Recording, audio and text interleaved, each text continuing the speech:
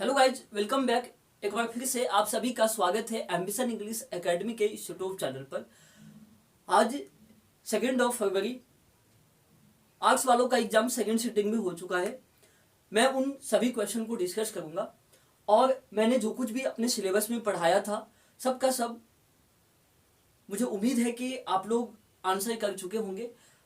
Question तो उतना easy नहीं कहा जा सकता है, क्योंकि ऑब्जेक्टिव पोर्शन में क्या होता है कि जब तक बच्चे पढ़ेंगे नहीं तब तक उसे पता नहीं चल पाएगा कि क्वेश्चन कहाँ से है कहाँ से नहीं है।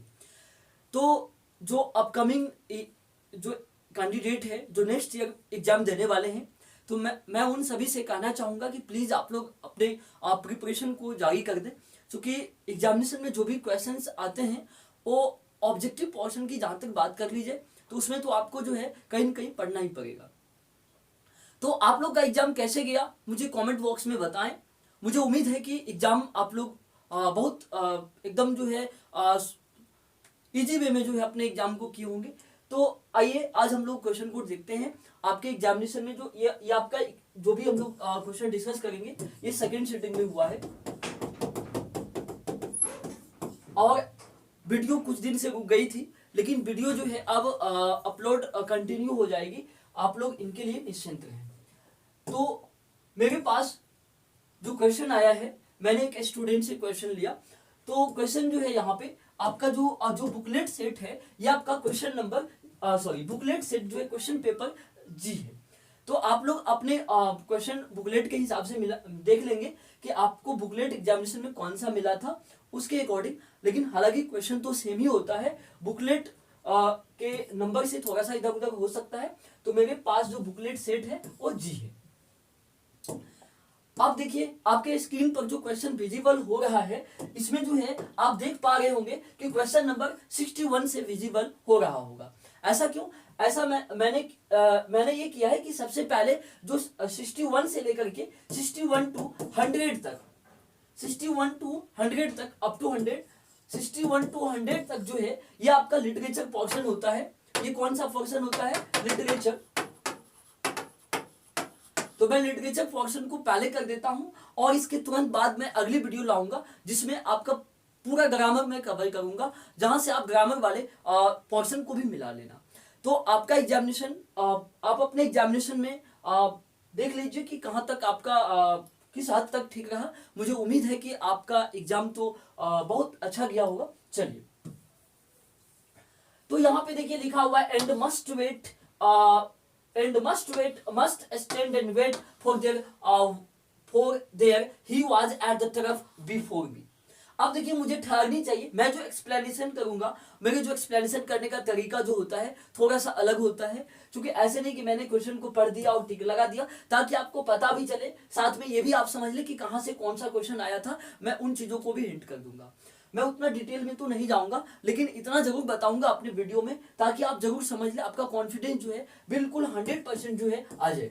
ऐसा नहीं कि मैं जैसे तैसे आंसर आपको करवा दूंगा, नहीं, एकदम प्रूफ के साथ जो है मैं ये भी बोल दूंगा कि आपके बुक में कौन सा पेज में है, कहाँ है, किस पैराग्राफ में है, कौन से पोएम का लाइन है, क्या है नहीं है, मैं पूरी एक्सप्लेनेशन करूंगा। ताकि ऐसे नहीं कि आप एकदम आप भ्रम में ना रहे कि इसका आंसर क्या होगा क्या नहीं होगा। मैं जो आंसर देने वाला हूं एकदम 100% मेक श्योर कि आंसर सही रहेगा। आपको इनके लिए कहीं से गूगल से और कहीं से मिलाने की जरूरत नहीं है। देखिए, मस्ट वेट जरूर इंतजार करनी चाहिए, मस्ट स्टैंड खड़ी रहनी चाहिए, एंड वेट इंतजार करनी चाहिए। वहां पे he was at turf, turf वाला मैंने आपको बताया था कि जब भी टर्फ आए, टर्फ मतलब क्या? टर्फ बिफोर मी, यानी ही वाज वो पहले था मुझसे पहले कोई। अब देखो ये स्नेक का लाइन है, कवि कह रहा था, यानी कि कवि का ये बात जो है पोएट बता रहे हैं कि मुझे तो खड़ी रहनी चाहिए, जरूर खड़ी रहनी चाहिए, क्योंकि he was before he was, ऐसे ही कुछ था ना, he was at turf before me, यानी टर्फ मतलब पानी की भरी जो नाद थी उस पर पहले था। यानी किसके बारे में बात चल रही है? सांप के बारे में। तो आपको पता होनी चाहिए ये स्नेक से है। तो इसका आंसर आपका राइट होने वाला है डी। आप लोग लगाए होंगे। चलिए अगले क्वेश्चन की तरफ बढ़ते हैं। अब देखिए ये जो है who wrote summer in Kolkata, ये आपका कमला दास जो है जो पोएटेस है, कवित्री है, वो लिखे हैं। समर इन कोलकाता जो है ये कौन लिखे हैं? तो आपको बताना पड़ेगा, कमला दास लिखे हैं। ये चीज आप देखे होंगे। कमला दास जो है ये आपको क्या कहते हैं? ये आपको जो है अपने बायोग्राफी के लिए जाने जाते हैं, इसको नोबेल प्राइज भी मिल चुका है, और ये आपको जो है मलयालम के साथ साथ जो है इंग्लिश लिटरेचर में भी ये रिस्पेक्टेबल है, यानी कि मलयालम के साथ साथ ये इंग्लिश लिटरेचर में भी जाने जाते हैं। तो कहीं न कहीं समर इन कोलकाता को किसने लिखे हैं? कमला दास ने, और इसका आंसर ए होने वाला है। मेरे पास जी सेट है, आप अपना सेट देख लेना आपके पास कौन सा सेट आया था, और क्वेश्चन तो सेम ही रहता है जैसा कि आप जानते हैं। चलिए अब देखिए वाल्टर डीलामेयर ये कह रहा है कि वाल्टर डीलामेयर के जो सॉन्ग्स है देयर इज नो टॉप। मैंने कितना बार स्टूडेंट्स को बताया था कि ये सॉन्ग जो है ये सॉन्ग्स फॉर चिल्ड्रेन, यानी अगर आपसे पूछा जाए साइंस वालों के लिए ये भी पूछ सकता है कि सॉन्ग्स फॉर चिल्ड्रेन को किसने लिखा? Songs for children. देखिए वाल्टर डीलामेयर बेसिकली बच्चे के लिए जाने जाते हैं, सॉन्ग्स फॉर चिल्ड्रेन। तो ये आपका जो है इस बार जो मॉडल सेट दिया था बिहार बोर्ड, वहीं से क्वेश्चन लिया है ये। तो बच्चे क्या करते हैं, मॉडल सेट को तो पढ़ते नहीं है, जो बिहार बोर्ड के द्वारा जो मॉडल सेट अनाउंसमेंट की गई थी वहीं से जो है ये प्रश्न को लिया गया है, थोड़ा सा घुमा दिया है। तो ये जो है वाल्टर डीलामेयर का जो सॉन्ग है, मैंने इन सारे क्वेश्चन को जो है बड़े इंटरेस्टिंग वे में समझा दिया है अपने यूट्यूब चैनल पर। अगर आप नहीं देखे तो एक बार देख लीजिएगा, वहां मैं एक एक क्वेश्चन को, ऐसा नहीं कि गलत कर रहा हूं, क्योंकि ये सब आज ना आप एग्जाम दे, मैंने इससे पहले जो है पिछले सप्ताह में ही सारे जितना इंपॉर्टेंट क्वेश्चन होता है प्रोज और पोएट्री का सभी मैंने एक एक एक्सप्लेन कर दिया है। तो प्लीज आप लोग एक बार वहां से देख लीजिएगा। जो अपकमिंग स्टूडेंट होंगे, जो नेक्स्ट ईयर के कैंडिडेट होंगे, उनके लिए तो बड़ा ही इंपॉर्टेंट होगा, क्योंकि आप लोग जो है पढ़ाई एकदम कंटिन्यू कर दीजिए। मैंने तो बता ही दिया, क्योंकि ऑब्जेक्टिव पोर्शन जो होता है उसके लिए तो पढ़ना ही पड़ेगा। चलिए तो ये आपका जो मिलन कोहली से लिया गया है। चलिए अब हम लोग आगे बढ़ जाते हैं। माई टंग यानी कि मेरी जो टंग है, मेरी जो जुबान है। और क्या होता है कि लिटरेचर का जो क्वेश्चन होता है ऑब्जेक्टिव पोर्शन, वहां से कहीं न कहीं जो है बच्चे को थोड़ा सा इजी भी होता है सॉल्व करना, क्योंकि एक बार पढ़ लेने के बाद अगर आप ढंग से पढ़े होंगे, मैं तो बड़े ही इजी वे में समझा रखा है, तो अगर आप वीडियो देखे होंगे इससे पहले तो श्योर है कि आप आंसर करके आए होंगे।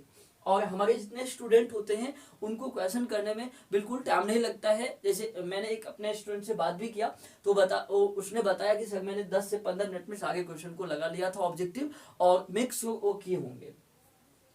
देखिए मैं टंग यानी कि मेरी जो जुबान है एवरी। अब इसके बाद क्या होगा, मैंने आपको क्या बताया था, ये आपको पोएट्री सेक्शन से है, यानी वाल्ट व्हिटमैन का लाइन है। तो माय टंग यानी मेरी जो जुबान है, every autumn of my blood, यानी कि प्रत्येक कण हमारे रक्त का प्रत्येक कण from this soil this year. यानी वाल्ट व्हिटमैन बता गए कि अमेरिका की मिट्टी और हवा से बना है। तो ये आपको एवरी ऑटम ऑफ, अगर ऑटम को हम लोग रख देते हैं तो लाइन हमारा कंप्लीट हो जाता है।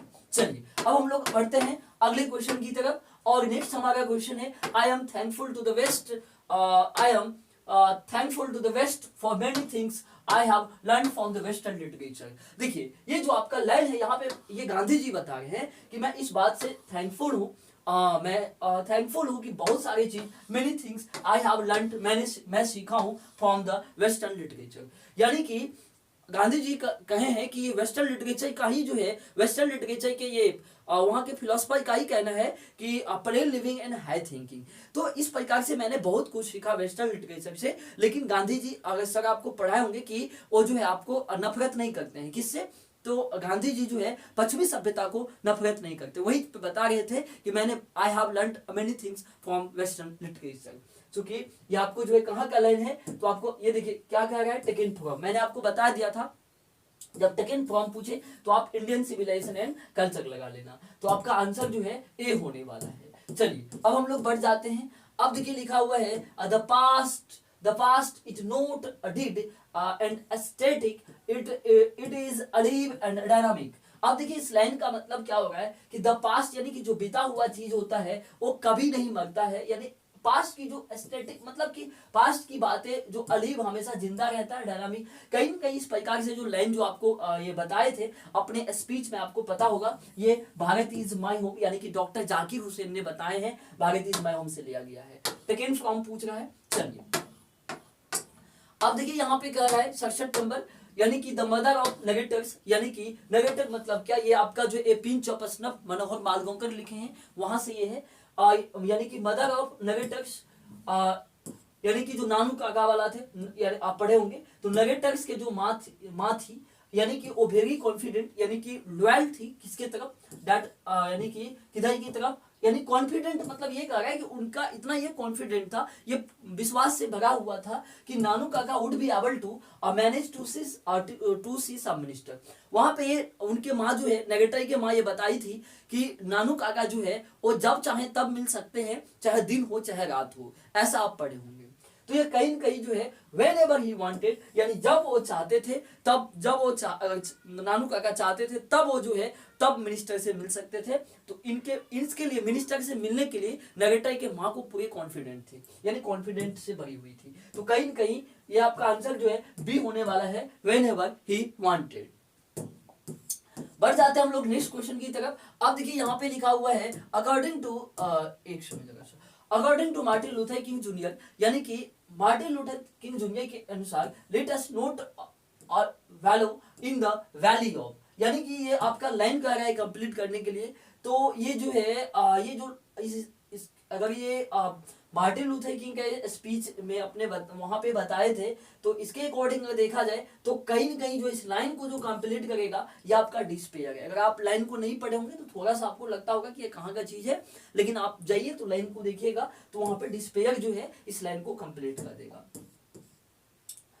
अब देखिए आगे हम लोग बढ़ जाते हैं। टूडे मतलब आज English is recognised as a world language, यानी कि आज जो है कौन से लैंग्वेज, यानी कि वर्ल्ड लैंग्वेज में जो है कौन सा इंग्लिश जो है वर्ल्ड लैंग्वेज में रिकॉग्नाइज किए जाते हैं, यानी कि तो अब तो ये लैटिन या फ्रेंच ये सब तो होगा नहीं, यानी कि अमेरिकन इंग्लिश जो है वर्ल्ड लैंग्वेज में, यानी अमेरिकन इंग्लिश को बहुत ज्यादा प्रमोट किया जा रहा है। तो कहीं न कहीं ये वर्ल्ड लैंग्वेज के रूप में देखने को मिल रहा है आजकल। चलिए अब देखिए आगे बढ़ जाते हैं हम लोग। मैंने एक स्टोरी ऑफ इंग्लिश वाला पेज दिया था, मैं टेलीग्राम पर भी उनको पोस्ट कर रखा है, और तो कहीं न कहीं यूट्यूब चैनल पर देखना होगा कि हमने अपलोड किया था कि नहीं। तो जो है रविन्द्रनाथ टैगोर जो है यहाँ पे लिखे हुए हैं क्या चीज, तो आपको मालूम होगा ये गीतांजलि और द स्टोरी ऑफ इंग्लिश से जो है कुछ ऑथर्स नेम और वर्क्स पूछ लेते हैं, उनके लिटरेरी वर्क पूछ लेते हैं। तो ये मैकबेथ तो आपको विलियम शेक्सपियर लिखे हैं, ये नहीं होगा। सावित्री श्री अरबिंदो घोष लिखे, ये तो नहीं होगा। और ये हार्प ऑफ इंडिया देखना होगा कौन लिखे, लेकिन इसका आंसर जो है रविन्द्रनाथ टैगोर जो है गीतांजलि को लिखे। चलिए आप देखिए जो है यहाँ से एक सेकेंड जगह यहाँ से देख लेते हैं क्या पूछ रहा है। मनोहर मालगांवकर जो है ये आपको राइटर है, शॉर्ट स्टोरी राइटर है, नोवेलिस्ट भी, ये चीज आप जानते हैं।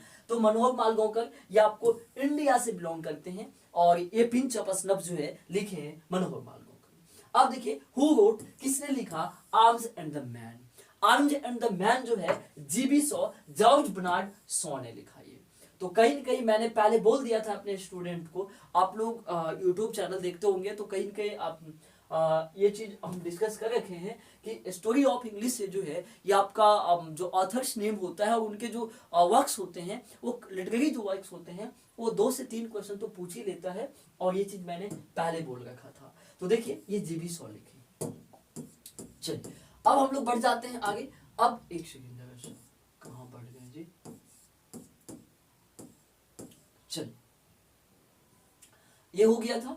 अब हम लोग 73 है हमारा क्वेश्चन। बर्ट्रांड रसेल जो है वाज ब्रिटिश, यानी कि देखिए बर्ट्रांड रसेल से कई बार क्वेश्चन पूछ चुका है, जहां पे जो है इस बार थोड़ा सा घुमा करके पूछा है। इससे पहले बार जो बिहार बोर्ड पूछा था 2020 या 21 में संभवतः पूछे थे कि ये जो है हिस्टोरियन है और मैथमेटिशियन है, और दोनों ऑप्शन दिया था।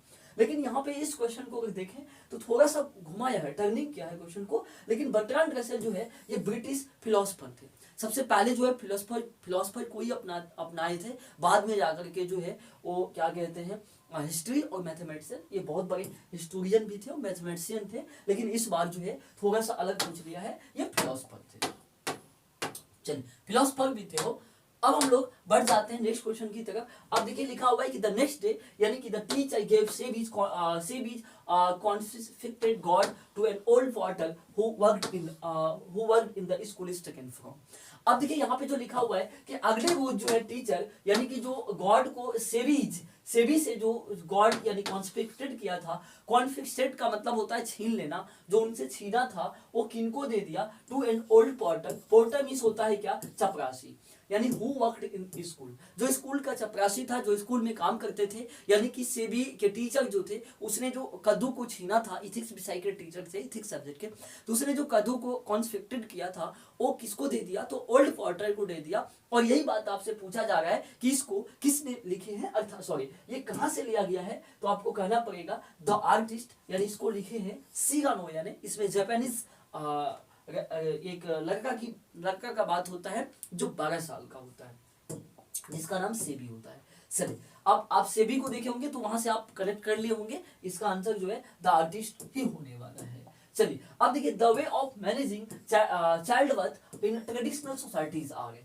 अब देखिए यहाँ पे कह रहा है कि जो चाइल्ड बर्थ यानी कि जो शिशु जन्म होता है उसका जो मैनेजमेंट होता है, द वे मतलब यानी कि शिशु जन्म का जो तरीका होता है वो ट्रेडिशनल सोसाइटी में कैसा होता था, यानी कि मेनी एंड वेरी वेरिड होता था, यानी कि अलग अलग तरीकों को अपनाया जाता था। लेकिन अब हम लोग जो चाइल्ड बर्थ का जो मॉडर्न तरीका होता है, जो मॉडर्न वे होता है, वो तो एक ही जैसा आपको देखने को मिलेगा। लेकिन क्या होता था कि यानी ये चाइल्ड इज बॉर्न से है, ये आपको जर्मन ग्रीयर के द्वारा लिखा गया है। तो कहीं न कहीं जो है पहले जो यानी कि बच्चे का जो जन्म यानी शिशु जन्म का जो तरीका था, जो वे था, वो अलग अलग तरीके से अपनाया जाता था। तो कहीं न कहीं जो है ये वैरिड कर जाता था और ये आपका अलग अलग तरीका अपनाए जाते थे। तो आपका आंसर ए होने वाला है। चलिए आगे हम लोग बढ़ जाते हैं। अब देखिए नेक्स्ट हमारा क्वेश्चन है the free people must see to it that when peace comes is restored. अब देखिए यहाँ पे जो है क्या होने वाला है, तो ये आपका जो है how free is the press से है। आप लोग बताइए इसका आंसर कमेंट बॉक्स में क्या होगा। फिलहाल मैं देख लेता हूं, आप लोग बताइए इसका आंसर क्या होने वाला है। अब हम लोग बढ़ जाते हैं नेक्स्ट क्वेश्चन की तरफ। अब देखिए आप लोग ये कौन सा क्वेश्चन था, मैं इसका आंसर ये 76 का आंसर बताइए आप लोग कमेंट बॉक्स में क्या होगा। 76। अब देखिए 77 पर हम लोग बढ़ जाते हैं आगे। The language of old English, यानी कि ओल्ड इंग्लिश का जो लैंग्वेज यानी कि ओल्ड इंग्लिश के बारे में बात किया जा रहा है। लुक्स डिफरेंट, यानी कि अलग दिखे जाते थे। ऐसा क्यों? ऐसा इसलिए दिखे जाते थे, जो ओल्ड इंग्लिश था वो स्पेलिंग और वोकेबलरी के कारण जो है यानी कि अलग यानी डिफरेंट पाए जाते थे। वहाँ का स्पेलिंग बड़ा मतलब अजीब था। आप देखेंगे बहुत सारे आप पोएम पढ़े होंगे तो वहाँ पे ओल्ड स्पेलिंग दिखता होगा। तो कहीं न कहीं स्पेलिंग जो है और साथ साथ वोकेबलरी उनका बड़ा टफ होता था, जिसको हम लोग क्या कहते हैं, बहुत सारे पोएट भी रहे हैं जो यानी कि पुराने वर्ड को जो है आर्कीज हम लोग बोलते हैं। आर्कीज देखना होगा, आर्कीज होता है हमारे ख्याल से।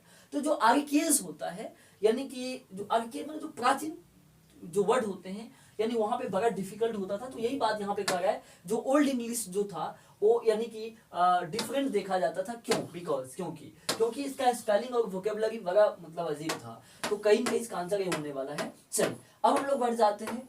अब यहाँ पे जो है आपका क्वेश्चन है द रोमांटिक रिवाइवल। देखिए रोमांटिक रिवाइवल के जो एसोसिएटेड होते हैं, जो इनके जो यानी जो फाउंडर कहे जाते हैं, ये आपको जो है वर्ड्सवर्थ, विलियम वर्ड्सवर्थ को देखे जाते हैं। ये चीज आप देख लीजिएगा, लेकिन कंफर्म है इसका आंसर यही होने वाला है। तो वर्ड्सवर्थ जो है, आप लोग बताइए क्या है इसका आंसर, आप लोग क्या दिए हैं। तो कहीं न कहीं जो है रोमांटिक जो रिवाइवल है, इनके जो कहीं न कहीं फाउंडर माने जाते हैं, जो एसोसिएट इनको हम लोग करेंगे तो विलियम वर्ड्सवर्थ के साथ करेंगे। चलिए बढ़ जाते हैं नेक्स्ट क्वेश्चन की तरफ। नेक्स्ट हमारा क्वेश्चन है the dot had far reaching effect on the English language. यानी कि यहाँ पे जो है कह रहा है कि हैड फार रीचिंग यानी कि दूर दूर तक जो है इफेक्ट यानी कि ऑन इंग्लिश लैंग्वेज, किन चीजों पे जो है जो इंग्लिश लैंग्वेज का जो इफेक्ट है, यहाँ पे एजुकेशन, एग्रीकल्चर, इंडस्ट्रीज, ये क्या लिखा हुआ है, रेनिएजेंस। तो ये देखिए आप लोग इसका आंसर जो है यहाँ पे एग्रीकल्चर नहीं एजुकेशन ये होना चाहिए, देख लीजिएगा आंसर यही होगा। चलिए अब देखिए यहाँ पे आप लोग बढ़ जाते हैं आगे। इंग्लिश इज यूज्ड, इंग्लिश यहाँ पे जो है कह रहा है कि इंग्लिश को यूज किया जाता है एज ए फॉरेन लैंग्वेज, यानी कि विदेशी, फॉरेन मतलब क्या, विदेशी लैंग्वेज के ग्रुप में फॉरेन लैंग्वेज, तो ये आपका आंसर जो है चाइना होगा, क्योंकि हम लोग इंडिया में जो है आपको क्या कहते हैं, ये सेकंड लैंग्वेज ऑफिशियल लैंग्वेज में भी है। ये आपका अफ्रीका और ये न्यूजीलैंड ये सारे सेकंड लैंग्वेज वाला है। इस हिसाब से अगर आप करेंगे तो फॉरेन लैंग्वेज जो है चाइना, वहां भी अब चाइना में इतना अंग्रेजी का इंपॉर्टेंस नहीं देता है ये लोग, तो कहीं ना कहीं जो है वहां पे देखिए अंग्रेजी आपका फॉरेन लैंग्वेज है। अब देखिए यहाँ पे ये कहा गया है कि द पोएट सॉ, यानी कि कवि जो देखा द स्नेक। देखिए स्नेक से एक वाला और था ना, snake he was trapped before me, ऐसा कोई कई लाइन था। एक और है देखिए, when the poet saw the snake, यानी जब कवि ने देखा सांप को, इट वाज वेरी, व्हेन उस टाइम का क्या था, मतलब क्या कह रहा है कि वो किस प्रकार से दिन था। तो यानी कि आप पढ़े होंगे, तो जब जो है पोएट जो है अपने स्टेप से विद पीचर लिए हुए केम डाउन आया था, जब वो पैजामा में था, तो उस टाइम जो है गर्मी का दिन था और गर्मी के कारण कभी पैजामा पहना था। तो कहीं न कहीं जो है इसका आंसर जो है होगा हॉट डे। अब हम लोग बढ़ जाते हैं, इसके तुरंत बाद जो है मैं क्या कहते हैं, जो ग्रामर वाला आपका पोर्शन है मैं वो जल्दी ला रहा हूँ। इस आप लोग तब तक जो आपका लिटरेचर पोर्शन है तब तक मिला करके रखिए। देखिए आपने कितना सही किया अपने एग्जाम में। चलिए, आई सेलिब्रेट माई सेल्फ, यानी कि and Singh my self in what I assume you shall assume, यानी कि मैं सेलिब्रेट करता हूँ खुद को और मैं जो एज्यूम करता हूँ, मैं जो मानता हूँ तुम भी वही मानो। ये कहाँ का लाइन है, तो ये आपको जो है सॉन्ग ऑफ माई सेल्फ का लाइन है। आपका आंसर ए होने वाला है।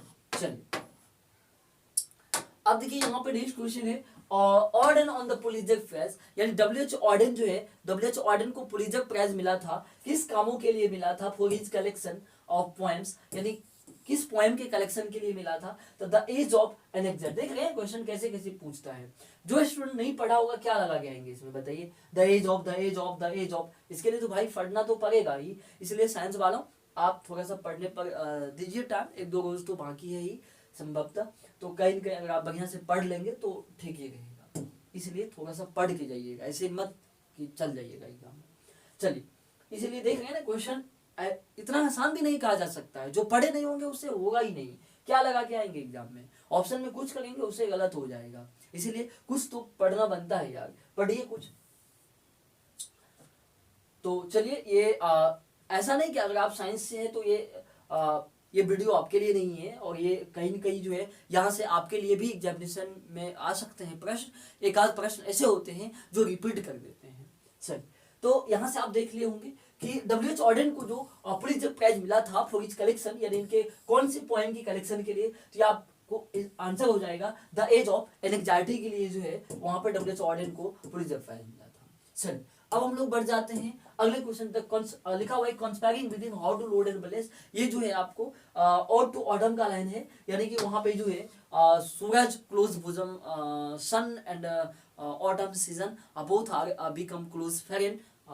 तो कहीं न कहीं वहां पे जो है जो मैच्योरिंग सन होता है और जो ऑटम सीजन होता है both are become close friend, दोनों यानी घनिष्ठ दोस्त बन जाते हैं वहां पे। तो कंस्पायरिंग योजना बना रहे हैं कि कैसे फलों में रस भरा जाए। तो कहीं न कहीं ये जो आपका आंसर है और टू ऑटम से होने वाला है। चलिए, अब देखिए यहाँ पे which nation has been called the youngest stage of ancient people, यानी कि जो है ये देखिए आपका डॉक्टर जाकिर हुसैन ऐसा कुछ बताए हैं अपने स्पीच में कि जो कौन सा ऐसी राष्ट्र है जो young state of ancient people है। तो कहीं न कहीं जो है ये आपका इंडिया होने वाला है, जो आपका डॉक्टर जाकिर हुसैन बताए हैं। चलिए, अब देखिए यहां से हम लोग आगे बढ़ जाते हैं। द स्टेट ऑफ, देखिए ये आपका कहां से है, द स्टेट ऑफ क्या होने वाला है, द स्टेट ऑफ न्यूयॉर्क, नहीं न्यू जर्सी, ये आपको मिसिसिपी से लगाना पड़ेगा। यहाँ पे देखिए लिखा हुआ है कि the state of Mississippi is sweltering with the heat of injustice and operation will be transferred into a oasis of freedom and justice। इस प्रकार से ये जब भी आप सुनेंगे तो कहीं न कहीं आप पढ़े होंगे, ये मिसिसिपी यहाँ पे रख देते हैं तो लाइन आपका कंप्लीट हो जाता है। ये जो है क्या कहते हैं, आई हैव अ ड्रीम, जिसको लिखे मार्टिन लूथर किंग जूनियर ने लिखे है। क्या ये स्पीच है, डिलीवर किए थे लिंकन मेमोरियल हॉल में। उस दिन जो है 2 से 2.5 लाख लोग उपस्थित हुए थे। तो कहीं न कहीं इसको ब्लैक गांधी के नाम से भी हम लोग जानते हैं। तो ये मिसिसिपी। वहां पे जो है निग्रोज और गैटोज के लिए आवाज लगाए थे इसने, तो कहीं न कहीं आंसर आपका मिसिसिपी होने वाला है। अब देखिए यहाँ पे जो है dot dot careful not to antagonise the press. अब देखिए हाउ रीच द प्रेस का ये लाइन है, तो कहीं न कहीं जो है ये आपका पॉलिटिशियन जो है careful not to antagonise. Antagonise का मतलब होता है विरोध करना, यानी विरोध नहीं करना, ये उसके कहीं न कहीं लेखिका के मुताबिक जो है ऐसा पॉलिटिशियन होने वाला है इसका आंसर। चलिए अब हम लोग 88 पे आ गए हैं। अब 88 हमारा क्वेश्चन है, O how feeble is man's power, यानी कि मनुष्य की शक्ति कितनी कमजोर होती है। ये देखिए सुटस लवाडू नोटबुक का लाइन है, ये आप पढ़े होंगे तो आपको पता होगा, आपका आंसर जो है ए हो जाएगा। चलिए अब नेक्स्ट क्वेश्चन है हमारा, ही हैड द लुक, एक सेकंड जगह में पेन को सिलेक्ट कर लो। लिखा हुआ है कि he had the look of being a simple hearted man as well as simple minded man। अब देखिए ये जो सिंपल माइंडेड, यानी कि ऐसा आप लोग कहाँ पढ़े थे, द अर्थ में एक बेंजी नाम का लड़का था जो सिंपल माइंडेड था, लेकिन बाद में चल के जो है उसका दिमाग इतना तेज हो गया, वो पोल्ट्री का बिजनेस कर रहा था। तो सिंपल माइंडेड जो है आपका द अर्थ से जो है, ये इसको किसने लिखे हैं, तो द अर्थ को किसने लिखे हैं बताइए आप लोग कमेंट बॉक्स में। अब हम लोग आगे बढ़ जाते हैं। चलिए अब यहाँ पे जो है देखिए Pearl S Buck, Pearl S Buck जो है एक राइटर है और राइटर ऑफ बुक्स लाइक, यानी कि पर्ल एस बक के बारे में कह रहा है बॉम्बे बेयर, नहीं नहीं नहीं, मैकबेथ, वेस्टलैंड, टीएस एलियट लिखे वेस्टलैंड, बॉम्बे बेयर, कम माइन विलॉग, ये आपका आंसर हो रहा है। पर्ल एस बक जो है इसमें से कौन लिखे हैं, ये तो आपका मैकबेथ हो गया, ये हमें देखना होगा। बॉम्बे बेयर लेकिन ये नहीं है, ये हमें लगता है बॉम्बे बेयर जो है ये आपको मनोहर मालगांवकर का ये है। तो कहीं न कहीं जो है ऑप्शन ही मैंने एलिमिनेट कर लिया, तो इसका आंसर जो है आपका यही होने वाला है, बी होने वाला है। चलिए अब हम लोग आगे बढ़ जाते हैं। आपका 91 जो है द नेम ऑफ लिमोवोस डॉग। देखिए लिमोव के डॉग का नाम क्या था, दो डॉग था, लीप और गेस। लिप लिप मैंने ध्यान रखा था, नटालिया से स्टूडेंट को मैंने बताया था कि नटालिया आप ध्यान रख लो, नटालिया, नटालिया के जो डॉग थे वो लिप, लिप माने क्या, ओठ, तो ये जो है ये नटालिया के डॉग हो गए। लेकिन आपका जो है ये क्या होगा, लिमोव का डॉग पूछा जा रहा है, तो गेस कर लेंगे हम लोग। चलिए नानू काका जो है, नानू काका स्टूड, जब उसका भांजा गए थे, नागेटा गए थे नानू काका को रिसीव करने के लिए, कहाँ पर, स्टेशन पर, चूंकि दिल्ली से आ रहे थे, तो टिकट तो लिए थे 3rd क्लास का, लेकिन आ रहे थे 2nd क्लास में, ये सबसे बड़ी बात थी। तो कैरीज 2nd क्लास कैरीज, यानी लिखा हुआ है कि नानू काका स्टूड, नानू काका खड़े थे, the dog way 2nd class. आगे हम लोग बढ़ जाते हैं। यहाँ पे देखिए लिखा हुआ है कि when I crumble who will remember, यानी कि जो है व्हेन आई करम्बल, यानी जब करम्बल में होता है मर जाना, जब मैं मर जाऊंगा, हु विल रिमेम्बर, कौन याद करेगा, यानी कि उस लेडी का बात कर रहा है। ये आपका एनएपी टैप का लाइन है, यानी कि when I crumble who will remember, इसको वाल्टर डेलामेयर ने लिखे हैं। इसको वेस्टर्न जो वेस्ट कंट्री की जो खूबसूरती लेडी थी, most beautiful lady of the west country, उनको उनसे क्या हो गया था, प्यार हो गया था। तो कहीं न कहीं जो है ये क्वेश्चन रख रहे हैं वहां पे उसके कब्र पे जाकर के, टॉम पे जाकर के, और ये बता रहे कि when I crumble who will remember. तो कहीं न कहीं आपका आंसर जो है एनएपी चाप होने वाला है। चलिए अब हम लोग बढ़ जाते हैं नेक्स्ट क्वेश्चन पर, ए डस्ट होम। अब देखिए ये बाबू आपका पोएम का लाइन है, जब तक आप नहीं पढ़े रहेंगे तब तक कैसे। वीडियो पसंद आ रही है थोड़ी सी लाइक कर दे, आप लोग लाइक नहीं करते हैं, क्योंकि लाइक नहीं करेंगे तो यूट्यूब प्रमोट नहीं करती है हमारे वीडियो को, तो कहीं न कहीं थोड़ी सी लाइक तो बनती है यार। और अब तक सब्सक्राइब नहीं किया तो प्लीज़ सब्सक्राइब कर लीजिए, मैं इसी प्रकार से वीडियो लाता रहूँगा। और आपके जो करीबी हैं, जो भी करीबी दोस्त हैं, जो भी जूनियर हैं, उनको रिकमेंड करें ज़रा सा इस चैनल के बारे में, ताकि वो भी अगले साल के लिए प्रिपरेशन करेंगे। और मैं पूरी तैयारी जो है करवाता हूँ, बड़ा ही इंटरेस्टिंग में मेरे पढ़ाने का जो तरीका है आप देखेंगे कि कुछ अलग है। जैसा कि आप समझ पा रहे होंगे, ऐसे नहीं इतना तो मैं 5 मिनट में कर दिया गया था, लेकिन थोड़ी सी मैं एक्सप्लेन कर देता हूँ ताकि बच्चे समझ पाए कि कहाँ से क्या चीज़ आया है। अभी तो मैं एक्सप्लेन कर रहा हूँ, जब मैं पूरी लेसन को जो मैं डिस्कस करता हूँ तो वहां पे तो बात ही कुछ और बनता है। ए डस्ट यानी कि धूल जो है, हुम माना जिसे, यानी बो यानी जन्म दिया, सीप दिया, और मिड अबेयर और ज्ञान दिया। ये आपको जो है कहा गया है, द सोल्जर का लाइन है ये। और ऊपर बुक वहां पे बताते हैं कि यही वो डस्ट मतलब क्या, ये जो धूल है अपने बॉडी के बारे में, अपने जिस्म के बारे में कहा गया है, होम जिसे इंग्लैंड ने, जिसे किसने जन्म दिया, इंग्लैंड ने जन्म दिया, आकार दिया, और मिड अवेयर ज्ञान भी दिया। तो कहीं न कहीं जो है आपका आंसर क्या होने वाला है, इंग्लैंड होने वाला है। अब देखिए ये कहां का लाइन है, is broken every human law, यानी कि वो मानव के प्रत्येक नियम को तोड़ देता है, breaks the law of gravity, और गुरुत्वाकर्षण के नियम को भी तोड़ डालते हैं। देखिए बिल्ली जब बिल्ली ऊपर में भी उड़ जाती थी, यानी कि ऐसा लाइन था कि you may see him in the look up in the air, you may meet him in by street in square, और ऐसा कुछ लाइन था। तो कहीं न कहीं जो है ये आपका ये लॉ ऑफ ग्रेविटी, यानी कि ग्रेविटी के नियम को तोड़ डालना, एवरी मानव नियम को तोड़, प्रत्येक ह्यूमन लॉ को तोड़ डालना। तो ऐसा जो लाइन है ये आपका मैकेनिजी का लाइन है, जिसको टीएस एलियट ने लिखे हैं। चलिए फटाफट से 5 क्वेश्चन और आ गया है, हम लोग जल्दी जल्दी कर लेते हैं। यहाँ पे देखिए टावर ऑफ साइलेंस जो है, टावर ऑफ साइलेंस आपको जो कहाँ से लिया गया है, तो ये कई कितना बार मैंने जिक्र किया था टावर ऑफ साइलेंस का। ये जो है आपका क्या कहते हैं, फायर हिम जो है, जिसको लिखे है किसने, केकीएन दारूवाला ने। तो वहाँ पे वो जोरिस्ट्रियन धर्म से बिलोंग करते हैं। तो यहाँ पे जोरिस्ट्रियन का मतलब क्या होगा, आपको ये हिंदी वर्ड ही कर दिया यहाँ पे, तो पारसी आपको लिखना है, यहाँ पे जोरिस्ट्रियन होना चाहिए था। चलिए उसने लिख दिया है, कोई बात नहीं। तो आगे बढ़ जाते हैं। आगे देखिए लिखा हुआ है कि हु कंपोज, किसने कंपोज किया है। कंपोज मतलब होता है रचनाकार। इसके रचनाकार कौन है, लिव्स ऑफ ग्राफ। देखिए मैंने 2 चीज को बताया था बड़ा ही इंटरेस्टिंग वे में, यानी कि आपको कहे थे ध्यान रखने के लिए, ड्रम टैप्स, ड्रम होगा, ड्रम टैप्स को मैंने कहा था, और लिव्स ऑफ ग्रास को कहा था। तो आप लोग ध्यान रखे थे, मुझे उम्मीद है कि आप लोग एग्जाम में लगा के आए होंगे। तो ड्रम टैप्स और ये आपका लिव्स ऑफ ग्राफ जो है, दोनों